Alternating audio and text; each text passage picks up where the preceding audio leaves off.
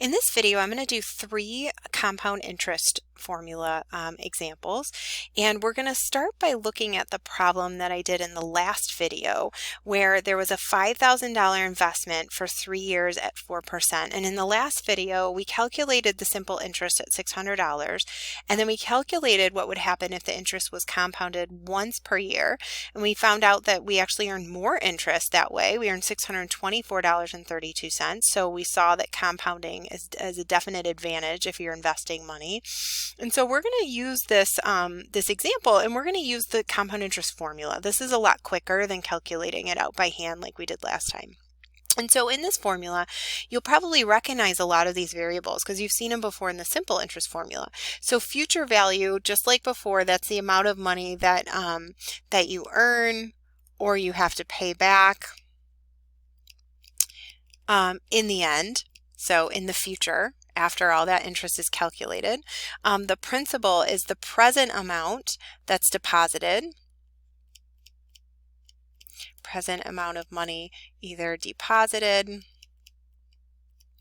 or borrowed if you're taking out a loan.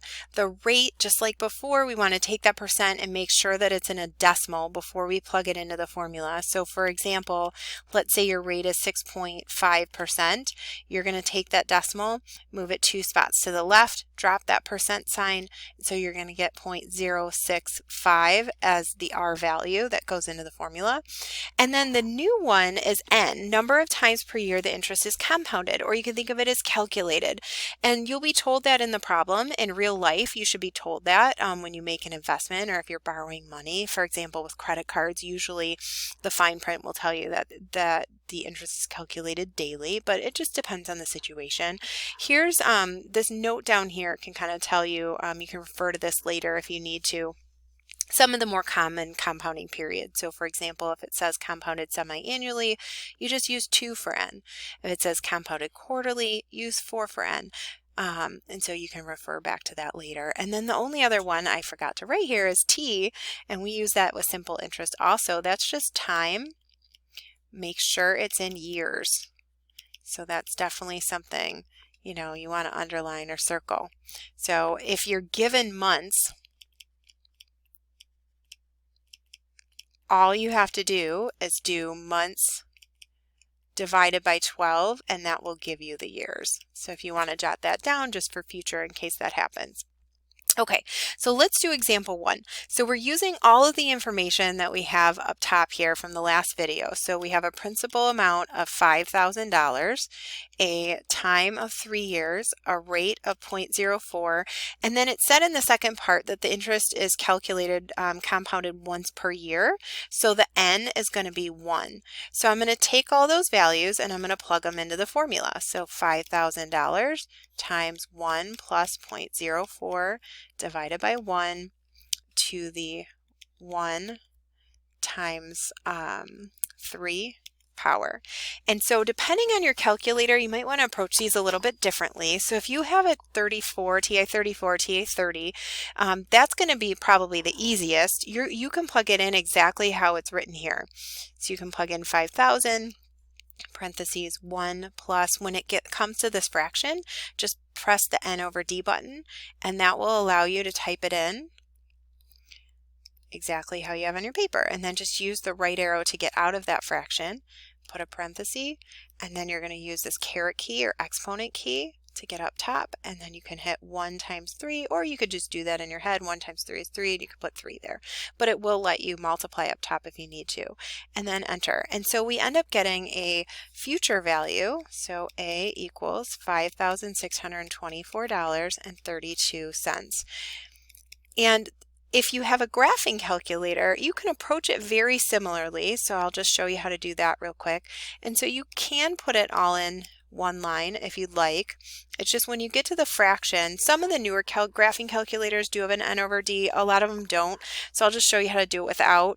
You just put an extra set of parentheses around that fraction, and then you use the caret key, the exponent key, and you just do 1 times 3, and then hit enter, and you end up getting the same number. You can also, if you're not comfortable just plugging it all in at once, you can also just do it one step at a time, like do the inside of the parentheses, then raise it to the exponent, then multiply by $5,000, and you can do it that way too.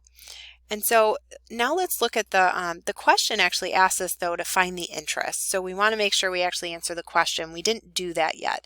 And so in the simple interest videos, I talked about there was a formula.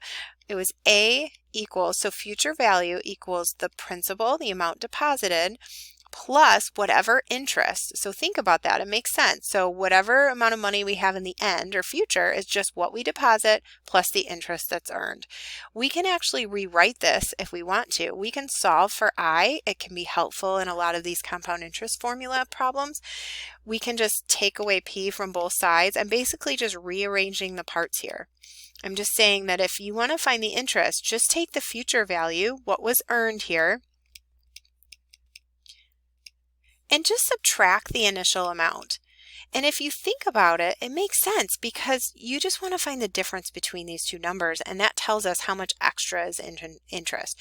So if you subtract these two numbers, that's what's going to give you the interest that was earned, and you end up getting $624.32. And so that's exactly what we got in the last video when we calculated it by hand. This is just a little bit faster. It's a lot bit faster using the formula.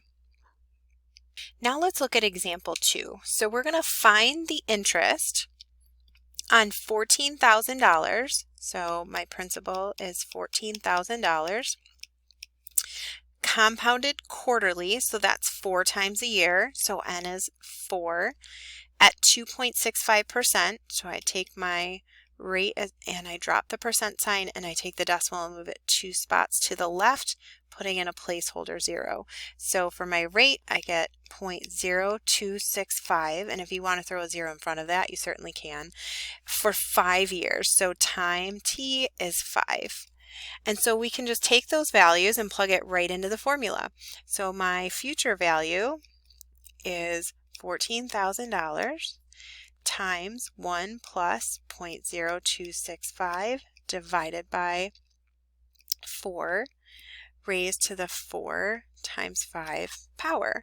And so I can just go ahead and plug that in. So 14,000 times 1 plus 0.0265 divided by 4, right arrow out, end parentheses, and then raised to the 4 times 5 power. And I end up getting a future value of $15,976, and we want to round to 2 decimal places. So, and I look to the right of the 2, it's a 3, so I'm going to leave that 2 alone, so 52 cents. And that's not my final answer, but it's the future value, and that will help me find the interest. I'll show you real quick how you could do this just one step at a time. If you wanted to you could just do the inside first. So 1 plus 0.0265 divided by 4. So I'm doing the inside of the parentheses, then raised to the exponent, which is 20. You could do that by hand, or you could multiply it out depending on what your calculator will allow you to do, and then multiply by the 14,000 as your last step. And so that gives us the same answer. So lots of different options on how you put this in your calculator. And then lastly, we want to find the interest. And so remember with the last problem, we had an interest equation that we used. We said interest is equal to the future value minus the principal. And just think about it. This is the money we have in the end. This is the amount of money we had in the beginning. What's the difference? So to find the interest, we're just going to subtract those two numbers. So 15,976.52, and we're going to subtract 14,000 from that number. And we get $1,976.52. So that's the amount of interest that was earned when $14,000 was invested with these amounts. Okay, now for our last example. This one's a little bit different than the other ones because we're actually solving for a different variable. We're not finding interest or the future value. So in this case, suppose an investment of P dollars, so we don't know what the principal is. is compounded monthly, so that means 12 times a year, at 2.5% annual interest for 3 years. So 2.5%, we're going to take our decimal and move it 2 spots to the left and put a placeholder 0. So our rate is just going to be 0.025 for my R value, and then that's for 3 years, so T is equal to 3. And then it is now worth, so that's my future value. My future value is $11,999.15. What was the original investment? So what was P? So this problem is perfectly set up to use the compound interest equation. So A equals the principal times 1 plus R over N times NT. So we're going to use that equation because we have all of the variables except 1. So it's just a little bit different in this example because now I have the A value, but I don't have the P. So let's just plug everything in, and then we'll talk about how you can solve for the principal. So, and then N times T is 3. Okay, so what I'm going to do, I want to get P by itself, and so in order to isolate the principal and solve for it, I'm going to simplify all of this stuff over here. So I'm going to take my calculator and I'm going to plug that all in. So 1 plus 0.025, and remember you don't need the N over D button, you can just put it in all in one line without that button, equals raised to the, so exponent key, caret key, 12 times 3, or you could just do that first and raise it to the 36th power, and then you end up getting this big long number. So I'm going to write that all down, and I always like to write all of the number down, even though it's a big number. The nice thing about writing it all down is that way your answer at the end is going to be more exact, so you're not rounding. Every time you round in intermediate steps, it makes your answer, your final answer, a little bit less accurate. And so I'm just going to copy this down on the left hand side, and now I just have to solve this. I have to solve this for P, and so since these two numbers are multiplied, I'm going to divide both sides by this number right here, because that causes it to cancel out with itself. Any number divided by itself is 1, so that goes away, and then what I do to the right side I have to do to the left.